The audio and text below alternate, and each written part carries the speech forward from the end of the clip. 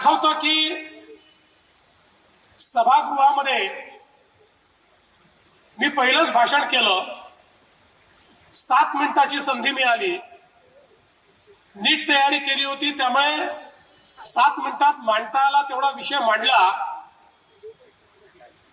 पण ते पहिलंच भाषण झाल्यानंतर एक चिठ्ठी माझ्याकडे आली, त्याच्यात एवढंच लिहिलं होतं, छान बोललास, आणि खाली सही होती नारायण राणे. आणि राणे साहेबांचा ऋणानुबंध हा त्या दिवसापासून जो सुरू झाला तो आज तागायत सातत्याने तो कायम आहे. खरं म्हणजे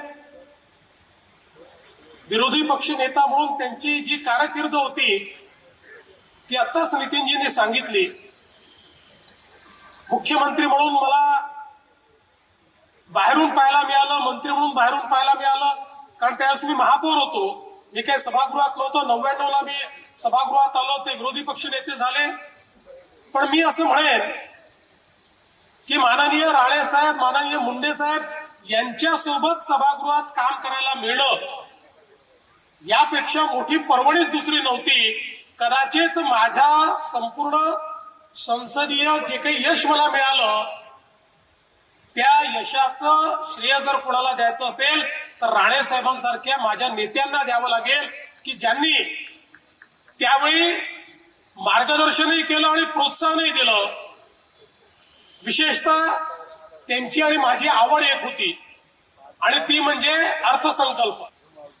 अर्थसंकल्पावर राणे साहेब ज्यावेळी भाषण करायचे, कुठला तरी अर्थतज्ञ हा त्या ठिकाणी बोलतोय असा भास व्हायचा.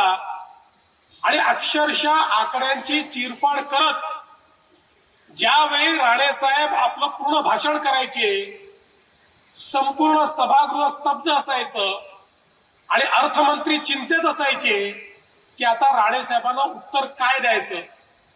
आणि कधीच त्यांनी मांडलेल्या अर्थसंकल्पाच्या भाषणाला परिपूर्ण उत्तर मिळू शकलं नाही, कारण अर्थशास्त्रातला एक एक नियम ते शोधायचे, त्यातनं कसा अर्थसंकल्प हा त्या नियमाच्या विपरीत आहे आणि राज्याचं कसं काय संकट आहे, अशा पद्धतीनं हे सगळं मांडण्याचं काम ते करायचे.